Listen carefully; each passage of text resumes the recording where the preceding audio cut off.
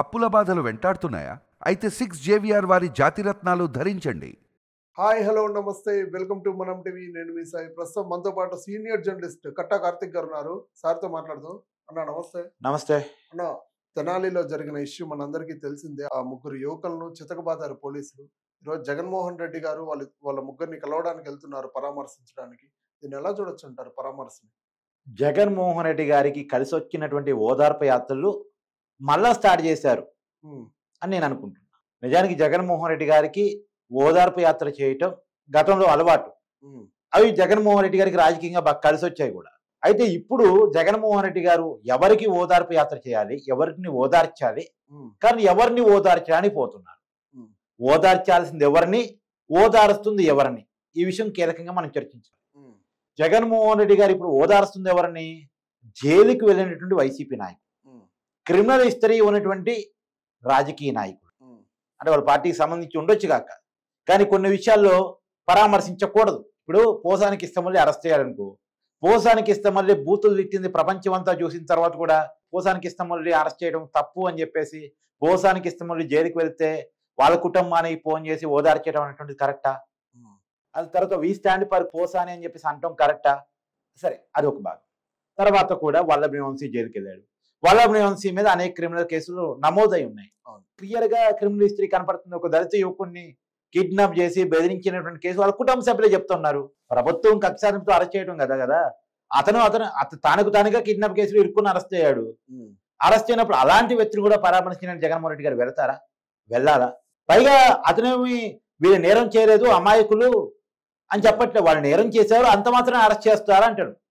ఆ నేరం ఇవాళది కాదు కదా అంటాడు. ఇప్పుడు కొన్ని ఒప్పుకున్నాడు. ఇప్పుడు పిన్నెల్లి రామకృష్ణారెడ్డి గారి జైలుకు పోయినప్పుడు జైల్లో పోయి పరామర్శించారు. అవును, ఈవీఎం బాగా కొట్టారు, అయితే అంత మాత్రం అరెస్ట్ చేస్తారా అంటారు. పోసానికి ఇష్టమల్లి అరెస్ట్ అయినప్పుడు స్పందించారు. అవును, ఎప్పుడో తిట్టిన తిట్టకి ఇప్పుడు కేసులు పెడతారా అంటారు. అంటే తిట్టలేదని కానీ తప్పు చేయలేదని కానీ వైసీపీ చెప్పట్లే.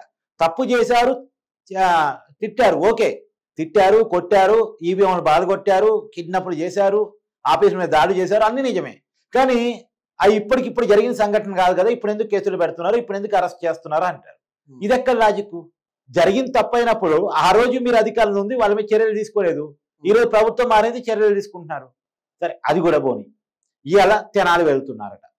తెనాలి వెళ్ళి ఎవరైతే కుర్రవాళ్ళని పోలీసులు రోడ్డు మీద సెంటర్లో కొట్టారో వాళ్ళని పరామర్శించడానికి వెళ్ళారంట. సహజంగా ప్రజల మీద దాడి జరిగినప్పుడు ప్రతిపక్ష నాయకుడిగా జగన్మోహన్ రెడ్డి గారు వెళ్ళటం మంచిది, చాలా మంచిది. కానీ వెళ్ళేటప్పుడు ఆ యువకుని ఎందుకు కొట్టారు అనేది క్రాస్ చెక్ చేసుకోవాలిగా. ఎందుకు పోలీసులు అలా రియాక్ట్ అయి ఉంటారు అన్న విషయం తెలుసుకోవాలి కదా. ఇప్పుడు ఆ యువకులు పోలీసుల మీదకి, ఒక కానిస్టేబుల్ మీదకి వెళ్ళి, చిరంజీవులు ఆ కానిస్టేబుల్ పేరట, ఆ కానిస్టేబుల్ని ఇష్టారీతం దుర్భాషలాడి కొట్టి చంపబోయేటువంటి ప్రయత్నం చేశారంట. అతను కంప్లైంట్ ఇచ్చాడు.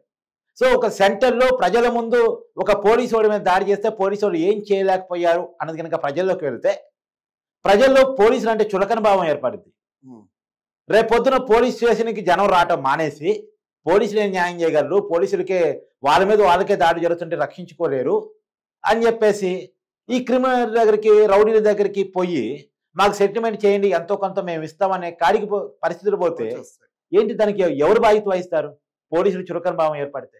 పైగా ఇవాళ కానిస్టేబుల్ కొట్టిన వాళ్ళు రేపు ఎస్ఐని కొట్టడం గ్యారంటీ ఏంది, ఎల్లుండి సీఏని కొట్టడం గ్యారంటీ ఏంది, తర్వాత డిఎస్పీని, ఎస్పీకి కూడా. అంటే చట్టాన్ని లెక్క చేయనప్పుడు తమ ఎదురుగుంది కానిస్టేబుల్ అయితే ఏంది, ఎస్ఐ అయితే ఏంది, వాళ్ళకి చట్టం అంటే లెక్క లేదు, భయం లేదు.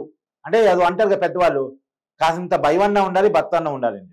ఆ రెండూ లేనప్పుడు ఎంతకైనా తెగించడానికి సిద్ధపడ్డప్పుడు ఇక అలాంటి వాళ్ళని ఏం చేయాలి? వాళ్ళు భయం కల్పించాలా వద్దా? మరి ఆ భయం కల్పించేటువంటి పనే కదా పోలీసులు చేసింది అనేటువంటి వాదన ఉంది.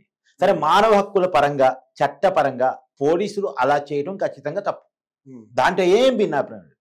కానీ కొన్ని సమయాల్లో పోలీసులు అలా ప్రవర్తించకపోయినా సమాజంలో తప్పే అవుతుంది. ఎందుకు? ఏకంగా పోలీసుల మీదకే గొడవకు వచ్చినప్పుడు పోలీసులు తమను తాము ప్రొటెక్ట్ చేసుకోకపోతే ప్రజల్లోకి చులకన భావం వెళ్ళిపోయింది, తప్పుడు సంకేతాలు వెళ్ళిపోతాయి. ఇప్పుడు ఎగ్జాంపుల్ చెప్తాను, కొన్ని సంఘటనలు ఎట్లా ఉంటాయని. గతంలో కూడా ఇదే సంఘటన మీద నేను వీడియోలో మాట్లాడేటప్పుడు కూడా చెప్పాను. హైదరాబాద్ లో ఒక అమ్మాయి మీద కొంతమంది యువకులు కలిసి అత్యంత దారుణంగా అత్యాచారం చేసి హత్య చేశారు. సమాజం మొత్తం రియాక్ట్ అయింది. వాళ్ళని వెంటనే ఉరి తీయాలి, నడి రోడ్డు మీద కాల్చి చంపాలి. పాపం ఒక వెటనరీ డాక్టర్ని రోడ్డు మీద ఒక లారీ డ్రైవరు, క్లీనర్లు అందరూ కలిసి, కొంతమంది యువకులు కలిసి అత్యంత దారుణంగా అత్యాచారం చేసి హత్య చేశారు. కొద్ది పెద్ద సంఘటన. సమాజం మొత్తం రియాక్ట్ అయింది. రియాక్ట్ అయ్యి వాళ్ళని ఉరి తీయాలని ఒకళ్ళు, కాల్చి చంపాలని ఒకళ్ళు, శిక్షలు తొందరగా ఉండాలని ఒకళ్ళు డిమాండ్ చేశారు. సమాజం ఇచ్చిన డిమాండ్తో పోలీసుల్లో కూడా కొంత ఉద్వేగాలు లేవనెత్తాయో, నిజంగా జరిగిందో ఏం జరిగిందో మొత్తానికి ఎన్కౌంటర్ చేశారు. నిజంగానే పోలీసులు వాళ్ళని ఎన్కౌంటర్ చేశారు. సరే, పోలీసులు చెప్పింది ఏంది, వాళ్ళని సీన్ రీక్రియేషన్ కోసం తీసుకుపోయినప్పుడు ఆయుధాలు తీసుకొని మా మీద దాడి చేసే ప్రయత్నం చేశారు. అప్పుడు తప్పని పరిస్థితుల్లో మేము ఎన్కౌంటర్ చేశామని చెప్పారు. పోలీసులు చెప్పిన వర్షన్ ఇలా ఉంది. మరి పోలీసుల మీద దాడి చేసినప్పుడు కూడా పోలీసులు కొట్టండి మమ్మల్ని, కాల్చండి మమ్మల్ని, తన్నండి మమ్మల్ని, మేమేం చెయ్యం, మాకేం చేయొద్దని చెప్పారు అనలేరు కదా. ఆత్మరక్షణ కోసం వాళ్ళు చేసుకునేటువంటి అవకాశం ఉంటది కదా. అంటే కొట్టడం తప్పులేదు, కానీ అలా రోడ్డు మీద కూర్చోబెట్టి అయితే అసలు కొట్టడం కూడా తప్పే, దాంట్లో భిన్నాభిప్రాయం లేదు, కొట్టడం కూడా తప్పే. కానీ ఎందుకు ఆ పరిస్థితి వచ్చిందో అర్థం చేసుకోవాలి. ఇప్పుడు ఇక్కడ కూడా ఎన్నుకోవడం తప్పే, దిశ ఎన్నుకోవడం ఖచ్చితంగా తప్పే. కానీ ఎందుకు ఆ పరిస్థితి వచ్చింది? ఆ సమాజంలో చేసినటువంటి సజ్జనారు పెద్ద హీరో అయ్యాడు. మనిషిని చంపడం తప్పే, కానీ ఎందుకు నరహంత ఉగ్రవాద స్వభావం ఉన్న చంపడం తప్పు కాదు అనేటువంటి సమాజం భావించింది. ఇవాళ కాశ్మీర్లో కూడా దాడి చేసిన ఉగ్రవాదులను చంపితే మనం అయ్యో పాపం అంటలేదుగా. సహజంగా మనిషిని చంపితే అయ్యో పాపం అంటాం మనం, కానీ ఎందుకు అంటలేదు? ఉగ్రవాది ఈ భూమి మీద బతకడానికి వీల్లేదు, వాడు బతుకుంటే వాళ్ళు 10 మందికి నష్టం. ఇప్పుడు వీళ్ళని కొట్టడం తప్పే కావచ్చు, మరి కొట్టకపోతే వాళ్ళకి చట్టం అంటే భయం కనుక కలగకపోతే, వాళ్ళు పదే పదే నేరాలు చేస్తే, సమాజంలో విధ్వంసకర శత్రువుగా వాళ్ళు తయారైతే, పదే పదే దాడులు చేస్తే వాళ్ళ మీద అనేక కేసులు ఉన్నాయంట, వాళ్ళ క్రిమినల్ హిస్టరీ కూడా ఉందంట. మరి వాళ్ళని అలాగే వదిలేస్తే ప్రైవేట్ సెటిల్మెంట్కి అలవాటు పడతారు, ప్రైవేట్ బెదిరింపుకి అలవాటు పడతారు, ప్రైవేట్ మాఫియాని నడిపిస్తారు. మరి అందులోనూ ఎందుకు రోడ్డు మీద కొట్టారని నువ్వు అడగొచ్చు. రోడ్డు మీద ఎందుకు కొట్టారు అంటే, ఏ సెంటర్లో అయితే కానిస్టేబుల్ కొట్టారో అదే సెంటర్లో కొడితే, ఏ పబ్లిక్ ముందు కొట్టారో అదే పబ్లిక్ ముందు వాళ్ళని కొడితే పోలీసులు అంటే గౌరవం వస్తుంది అని చెప్పేసి అనుకున్నారు.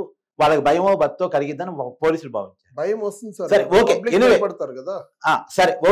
సరే, ప్రజలు పబ్లిక్ భయపడతారు, అవి కొట్టడం తప్పు, ఓకే.